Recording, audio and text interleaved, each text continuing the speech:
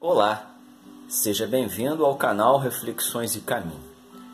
Hoje nós temos em pauta uma curiosidade, acho que é muito legal, né? E hoje a gente vai trazer essa reflexão. Hoje a gente vai falar sobre o imperador Dom Pedro II do Brasil e sua relação com o espiritismo. Bem, o imperador Dom Pedro foi um monarca diferente de outros monarcas. Ele tinha uma visão extremamente progressista. Ele não era dado a esbanjamentos financeiros, né? Ele preconizava a cultura, o incentivo à cultura, né? De certa forma foi o precursor de diversas medidas ambientalistas que ainda hoje se encontram presentes no Brasil. Foi um grande mediador internacional, né? Foi ele quem comprou as primeiras múmias que acabaram queimadas agora na tragédia do Museu Nacional aqui no Rio de Janeiro, né? Ele era um homem culto, sábio, progressista. Inclusive ele impediu que o país entrasse numa guerra civil por ocasião, né? Assim observam os historiadores sérios, por ocasião da proclamação da República em novembro. Ele poderia ter combatido essa ideia, mas ele preferiu a pacificação, acatou a vontade dos militares, de parte dos militares, que a população mesmo não participou coisíssima nenhuma, né? Até Deodoro da Fonseca era amigo dele. Mas enfim, qual a relação desse homem, né, com o espiritismo? Bom, a princípio, conforme observam os próprios historiadores, né, a cadeira de história realmente, de início ele não queria deixar o trono para Isabel, sua filha. Foi regente, né? Esposa de Conde de. Queria deixar para seu filho, que também era chamado de Pedro. Seria Dom Pedro III, né? Só que esse homem era doente, portador provavelmente de esquizofrenia, alguma outra doença mental.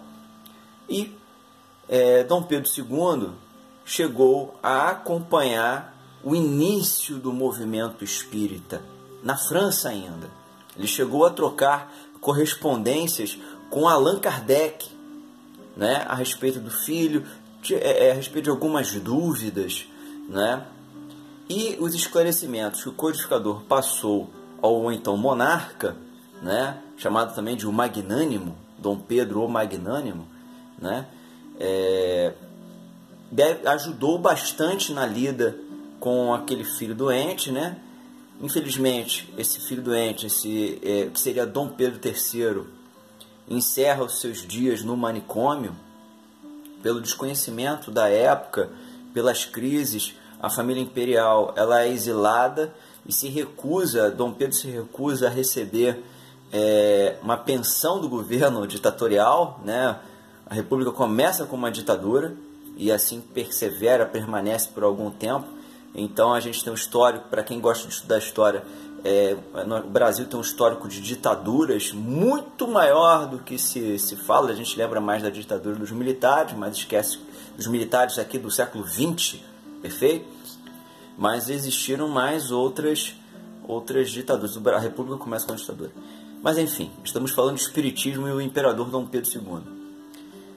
A partir do século XX, né, já desencarnado, Dom Pedro II ele passa a ser associado, né, ao desenvolvimento espiritual do país.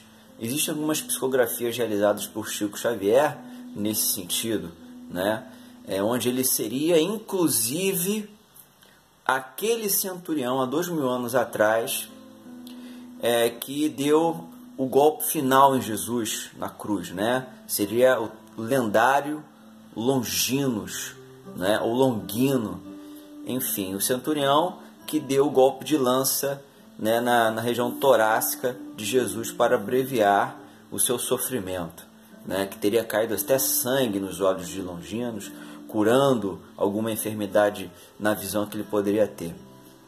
Bom, longe de nós questionarmos isso, né? Dom Pedro II realmente atingiu um estado mítico na cultura brasileira, né? Ele fora um homem realmente é imperfeito, mas fez grandes coisas, né? Pessoalmente, eu acredito que ele tenha falhado enormemente na Guerra do Paraguai, né? Por ocasião do que os seus subordinados, Conde D, né? O Duque de Caxias, que também é outra figura polêmica, que cabe aos historiadores esclarecer muita coisa, né? Enfim, ele cometeu alguns equívocos, como eu e você que está assistindo. Quem não comete equívoco? Mas, sem sombra de dúvida, Dom Pedro II, né, foi um dos grandes monarcas da história do mundo, pela sua visão progressista, pelo seu incentivo à cultura, né, pela construção de escolas, né? Somente bem mais de 100 anos depois, houve um governo que construiu realmente centenas de escolas técnicas, universidades, enfim, por todo o território nacional. Então, o grande promotor do desenvolvimento brasileiro, segundo os historiadores, começa com Dom Pedro II, né, seguindo a linha do seu avô, Dom João VI. E sobre o espiritismo é isso. Ele realmente se interessou pela codificação espírita para entender as suas dores dentro da sua família, né?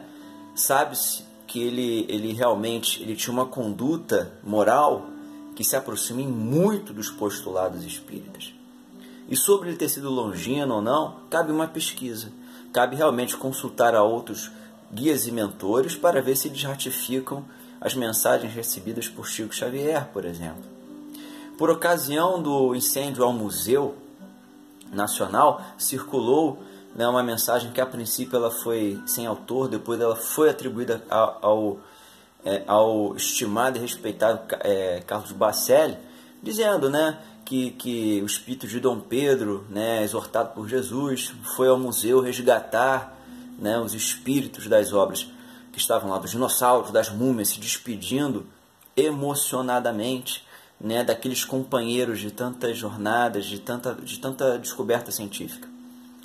Essa mensagem ela realmente é muito bonita, mas ela é poética, para enfatizar realmente o valor que Dom Pedro II dava à ciência, à história, à cultura, à boa moral.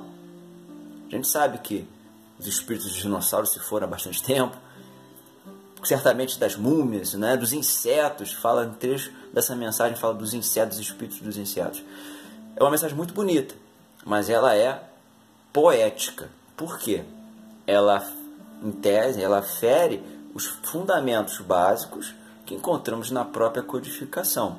Seja o autor quem seja, o médium que seja, o espírito que seja, é um conteúdo poético, tocante, e é realmente muito bonito. Curta, compartilhe, se inscreva em nosso canal e até o próximo episódio, com toda certeza.